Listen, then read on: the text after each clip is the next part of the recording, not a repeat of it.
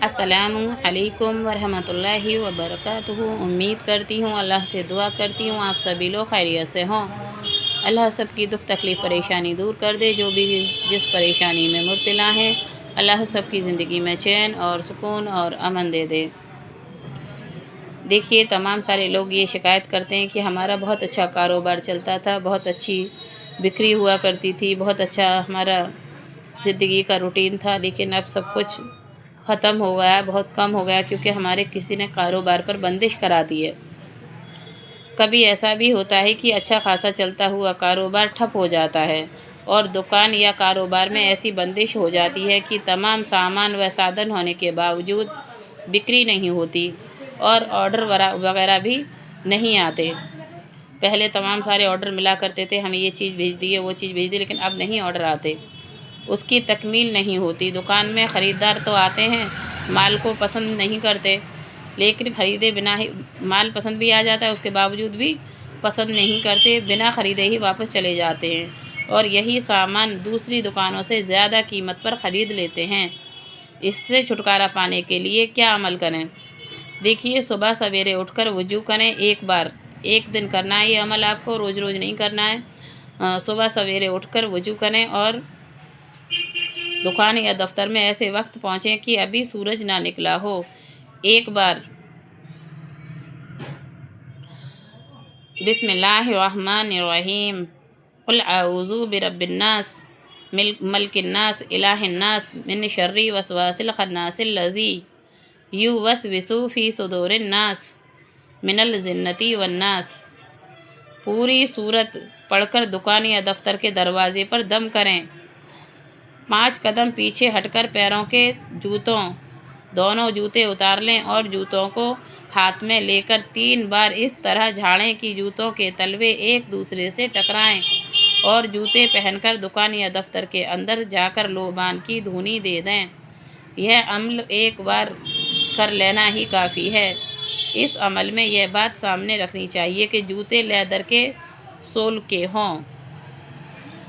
जो लेदर का सोल होता है जूतों का, वो जूते होने चाहिए और ये अमल एक ही बार करना होता है कि सुबह उठकर बावजूद गुस्ल करके सो जाएं आप रात में। देखिए, गुस्ल और पाकीज़गी तो ना ईमान का हिस्सा है। आप अगर नमाज़ पढ़ते हैं तो भी ठीक है, नहीं भी अगर पढ़ते ना तो सच्ची में गुस्ल तो हर मुसलमान को करके ही रहना चाहिए। नमाज अल्लाह ताला ने अपने हुजूर की आंखों की ठंडक बनाई है और हमारी हर कामयाबी का ज़रिया बनाई है नमाज। लेकिन गुस्ल जो होता है ना, वो पता नहीं, अगर हमारा कहीं इंतकाल हो गया, कहीं आपका एक्सीडेंट हो गया, कहीं आपको अटैक आ गया, कुछ भी हो गया, मजबूरी एक अलग चीज़ है, वरना गुस्ल करने के तो पाकीज़ा सभी को रहना चाहिए मुसलमान होने के नाते। और कुल आऊज़ु बिरब्बिन्नास की सूरत को एक बार पढ़कर इसी तरीके से ये विर्द कर लें और इंशाअल्लाह ने चाहा तो आपकी दुकान में खैर व बरकत होगी, आपके कारोबार में भी खैर व बरकत होगी। सूरज ना निकला हो उससे पहले एक दिन अपने उस पर पहुंच जाएं, शॉप पर, जहां भी आपका कारोबार है। उसके बाद ये करके देखें, इंशाअल्लाह ने चाहा तो आपके, और जो भी मुँह ज़बानी याद हो, जो भी मुँह ज़बानी आता हो, वो भी अपनी दुकान पर बैठे बैठे पढ़ते रहा करें। तो इससे ज़्यादा अल्लाह ताला का रहम व करम होता रहता है और शैतान और जादू टोने वगैरह निकलते रहते हैं घर के अंदर से, दुकानों के अंदर से, शॉप के अंदर से, जहाँ भी आपकी ऑफ़िस वगैरह है, सब कुछ ठीक हो जाता है। थोड़ा सा मैं हदीस भी सुनाती हूँ। बिस्मिल्लाहिर्रहमानिर्रहीम। हज़रत अबू मूसा अशअरी रज़ी अल्लाह अन्हा से रिवायत करते हैं कि रसूलुल्लाह सल्लल्लाहु ताला अलैहि वसल्लम ने फ़रमाया, जो मोमिन कुरान शरीफ पढ़ता है उसकी मिसाल चकोतरे की तरह है, उसकी खुशबू भी अच्छी होती है और मज़ा भी लजीज होता है। और जो मोमिन कुरान शरीफ नहीं पढ़ता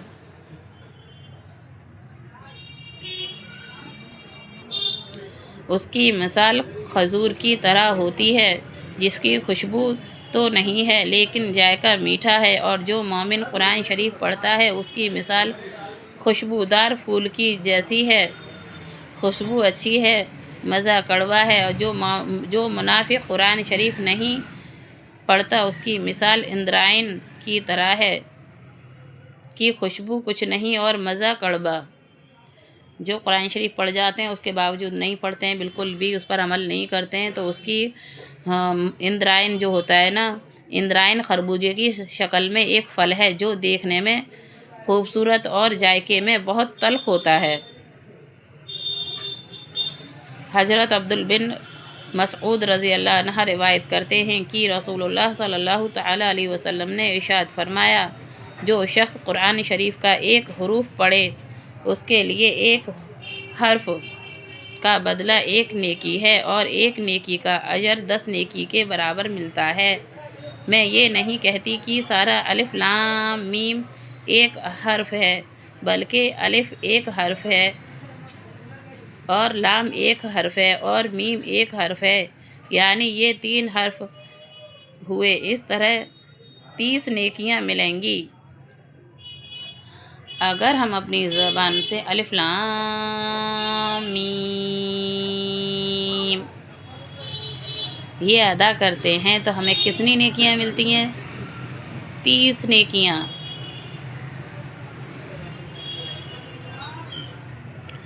بسم اللہ الرحمن الرحیم۔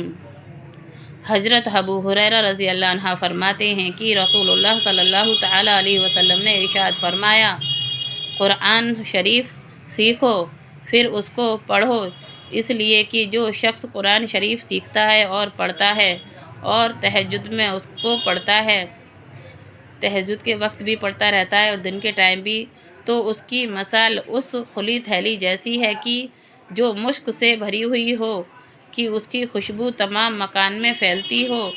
اور جس شخص نے قرآن کریم سیکھا پھر باوجود اس کے کہ قرآن کریم اس کے سینے میں ہے، وہ سوتا رہتا ہو، دنیا کے کاموں میں مشغول رہتا ہو، زبان سے ادائیگی نہ کرتا ہو، اس کی مثال اس مسک کی تھیلی کی طرح ہے جس کی منہ بند کر دیا گیا ہو۔ اگر آپ قرآن شریف لے کر نہیں پڑھ پاتے، بیٹھ نہیں پاتے، جس دن نہاتے ہیں اس دن غسل کرتے ہیں، اس دن تو قرآن شریف لے کر بیٹھ کر